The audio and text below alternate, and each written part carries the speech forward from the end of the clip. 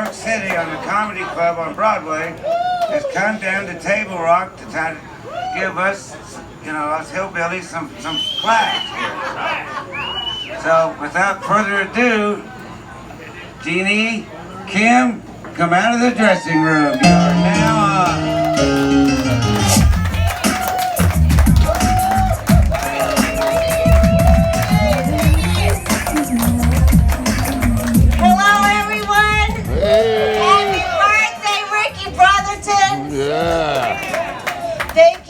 And Jeannie, for having me and my boyfriend Tony at your beautiful lakeside compound. Thank you so much. And congratulations, Ricky, for achieving your 69th birthday, which I know is your favorite number.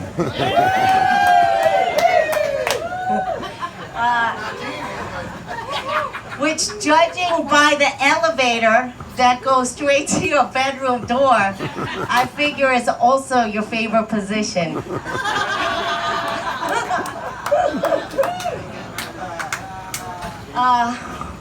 When I first met Ricky Brotherton, it was in February. He and my boyfriend are retired Teamsters officers, and Tony would always tell me, "Oh, Brother Ricky Brotherton. Oh, we gotta see Brother Ricky Brotherton." So I always figured Brother Ricky Brotherton was like a 6'6" black guy, like 260 pounds. And then when we met him in February, lo and behold, it was Colonel Sanders standing in front of me. So I want to say I am so glad to meet you, Brother Ricky Brotherton and Jeannie. And by the way, I am the Asian Jeannie. Our lovely hostess is the Caucasian Jeannie. Not to be mistaken. When Ricky picked us up 2 days ago, it was my first time at the Springfield-Branson airport. And little did I know that it would also be my second and third time at the Springfield-Branson airport, because judging by the way he was driving that day, I became very familiar with the "Welcome to Springfield" airport sign. That's a true story. True stories are the best, Ricky. So we took the scenic route home. Yeah, we passed a couple of Walmarts, the same two, and I could have sworn we saw the Oklahoma border.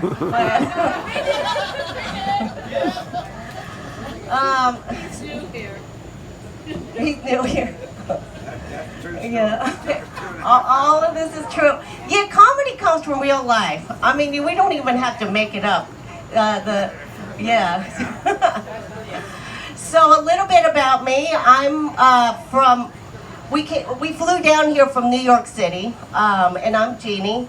As you can clearly tell by my appearance, I'm from New York City. Actually, I'm from Ohio. I just sound like this because I'm dating a Guido. Well, you know what a Guido is, but Italian Guido Goomba from New York City.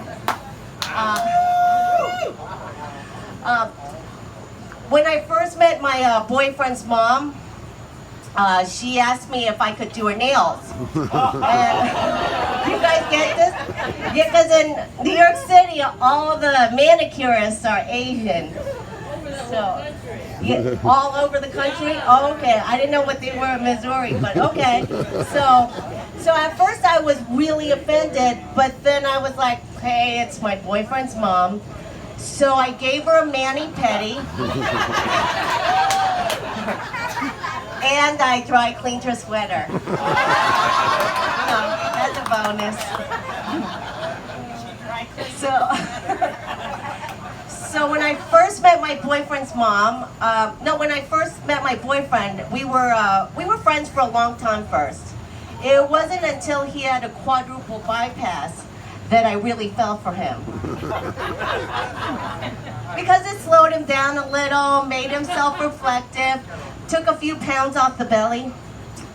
Ladies, I'm telling you, if you want a quality guy, one who will genuinely care for you, I suggest finding one who just had a serious heart attack. I swear, he'll value every second with you.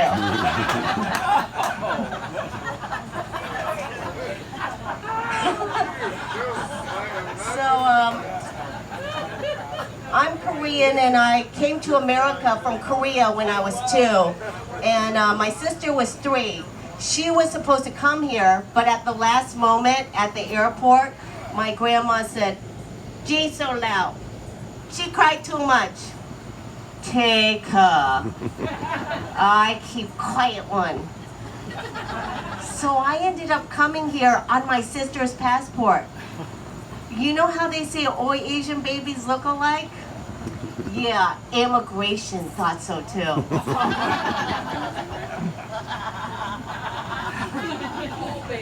So as I mentioned, I grew up in Ohio, where I was one of only 4 Asians in my entire high school. So I spent a lot of time doing white people activities. I wore a lot of flannel. I listened to tons of country western music and Def Leppard. I auditioned for the drama club for 4 years, but I didn't get one part until they put on a production of Miss Saigon. And then I got 3 parts.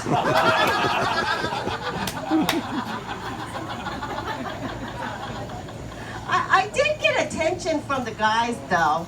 I mean, like the captain of the football team, he'd walk over to my desk, he'd put his hand around me, and he'd say,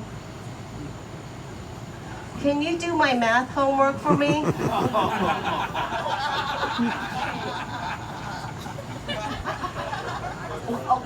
One time in biology class, this guy comes up and he sits next to me, and he's like, "I got a C on my test and it's all your fault." And I'm like, what are you talking about? And he's like, "I got a C on my test, I copied off of you." What kind of Asian are you? I'm like, "Look, dude, I'm Korean. Copy off the Chinese girl next time."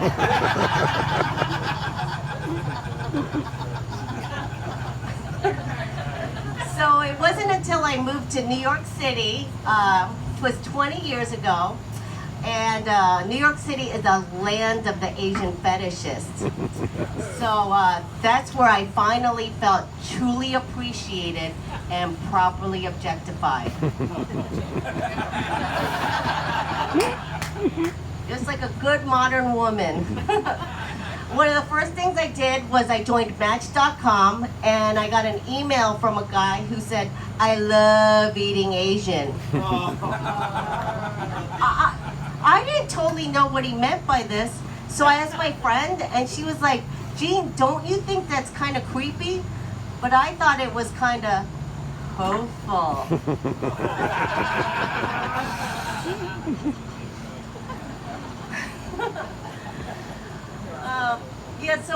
Recently I've been doing some extra work recently, and last month I was doing background extra work for this new show called The Hunt.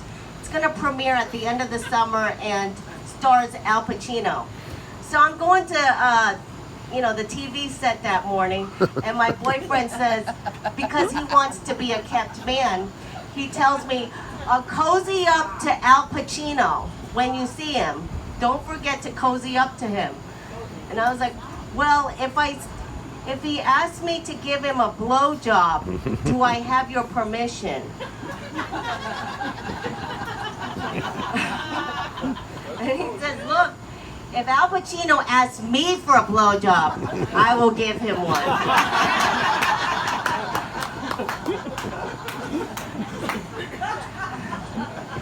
Yeah, so my boyfriend, he's a Gindaloon, he's a Guido, and He's got a great accent.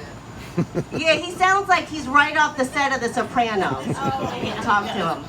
So, I never thought I'd get my own soprano growing up in Ohio. But when I first met him, he had a wife and 4 girlfriends. Yeah, I find this very funny too. Yeah, and he was he was more sexually experienced than me, and because he had threesomes, I'd never had one before. So I asked him how they were, and he said they're a lot of work.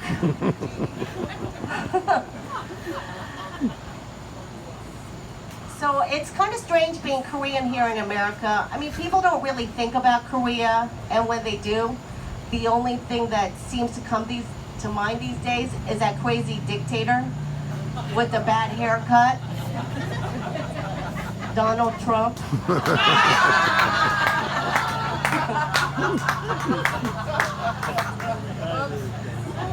I'm laughing too loud, I bet, I think. No, we love loud laughs. Yeah. Just last week, someone asked me if I'm from North Korea. Okay, folks, this is how you tell the difference between a North and a South Korean. If you're talking to a Korean in the United States, they're South Korean. I mean, clear and simple. Because all North Koreans are trapped in North Korea. They don't get out. Yeah, they don't get out much. Yeah. So I like to think of myself as North Korean from the waist up and South Korean from the waist down. And my middle area is the DMZ. The no man's land.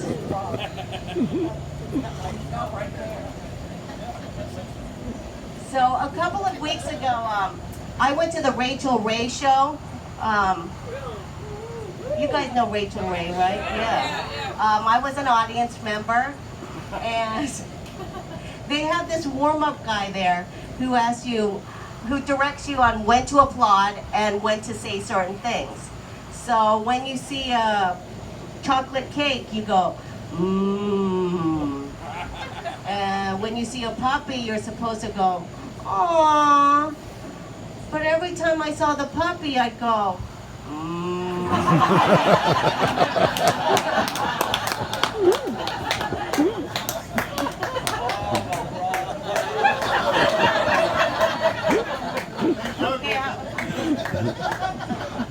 How much time do I have? Oh, there's no timer.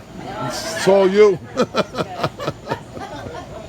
normally my last joke. All right, well, you want to do a ma joke? Mommy. Oh, my mom.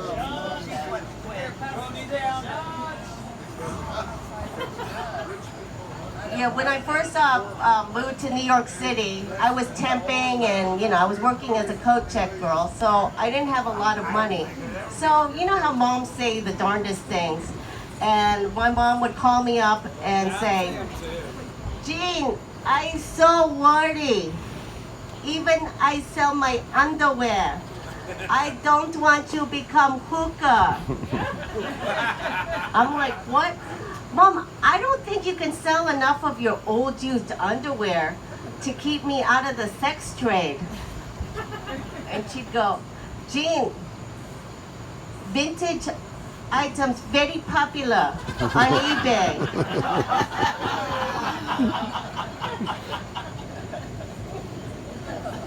My underwear not old and used. They are certified and pre-owned.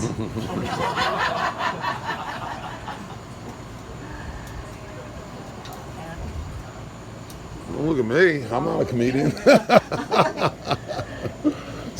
Is there anything anybody wants to hear about? Otherwise, I think I'm done.